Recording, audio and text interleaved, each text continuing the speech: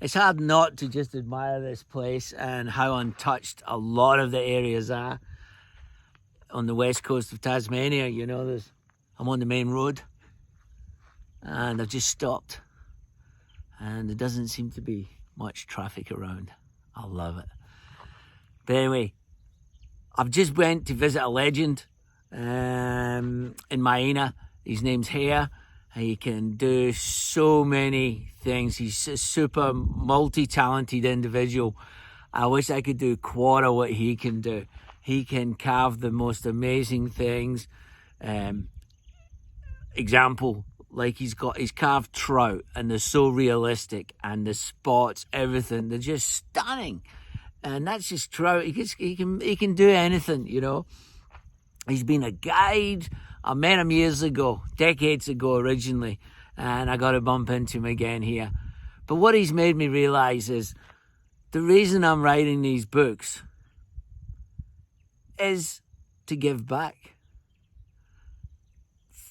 To give back, for people to read them and to hopefully enjoy them, giggle and laugh, and take something away from them, from the book with them, that makes them want to go outside, have fun, fish, and just it's my way of giving back. And how we decided on that, or how he pointed that out to me, was he's just recently, well, in the last few years, because he's so talented, been learning to make these amazing split cane rods.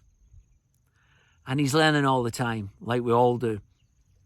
And he's just started teaching 2 young guys in the local village how to make their split cane rods. And he was telling me, because he's teaching it, he's learning so much, a little bit like me, fly tying, fishing, casting especially. But the reason he's doing it, he's realised, as we're all getting older, is to give back. He wants to give back something. And yeah, and as soon as he said that to me, that he wants to give back, and that's his way of doing it at the moment, I thought to myself, that's it. That is why I'm doing these books. That I'm trying to give back in my own sort of way. Thanks for watching. And look at that, stunning. You've got to come to Tasmania. Wonderful people, wonderful wildlife, and landscapes and everything else. Love you and leave you.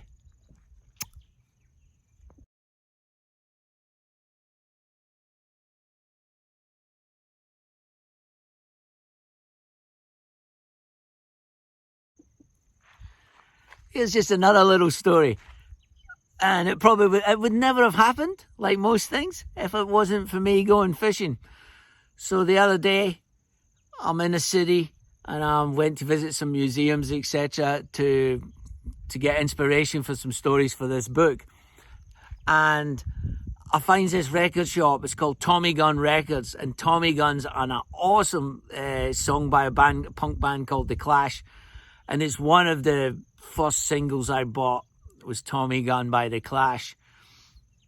And it's called Tommy Gun Records, and it's got like a mod sign, so I had to go into it. So I walks into this shop, this record shop. It's obviously a second-hand record shop. Well, they're still making vinyl, but not as much. So I walk into this shop, and I walks up the aisle like this, and then my leg, because I've got an issue with my leg, which has been okay for a while now, and suddenly my leg collapses. Right? Because I've got nerve damage. There's something happening which is pretty scary.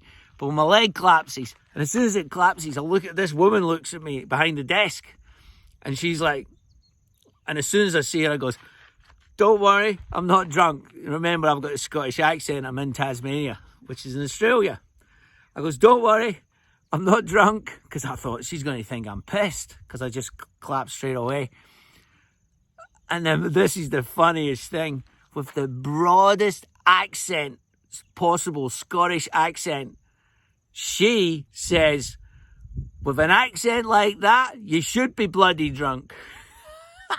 Turns out Chrissy, the part owner, was originally from Scotland and originally from near where I grew up as well.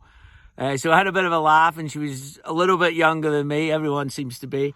But anyway, I give her a laugh. She asked what I'm doing over in Tasmania, and I tell her. And she asked me how I'm getting around. And I said, well, originally when I first came here, I was hitching. But this time I've got a Skoda. As soon as I said Skoda, she says, I wouldn't be seen dead in one of them.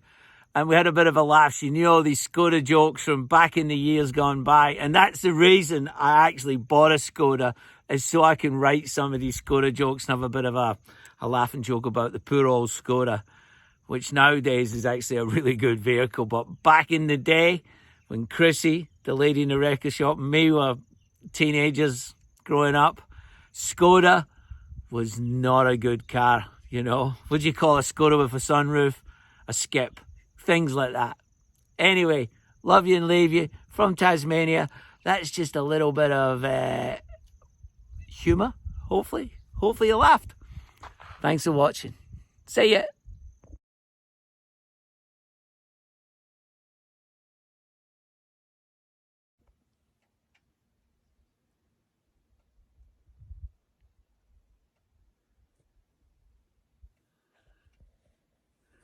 Wow, that's just, Tasmania is pretty amazing. I'm so glad I came up this road. Wasn't even really recommended. It's probably the best part. I'm on the west coast, right up the top end of Tasmania, and it's pretty stunning. And there's a car just coming just down the road, just down there.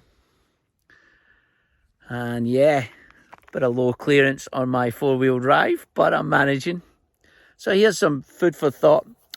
I was just thinking, I was speaking to Martin, 7 times world champion fly fisher. And I said to him I wanted to buy some of his flies, and he was a bit busy. And he says, oh, you don't need to buy any of my flies. It doesn't matter about the fly. It's all about the presentation. Is that not interesting? It makes you think. Like that guy, 7 times world champion. World champion. He's won the fly fishing world championship 7 times. And that's what he says. Anyway, love you and leave you. Just food for thought.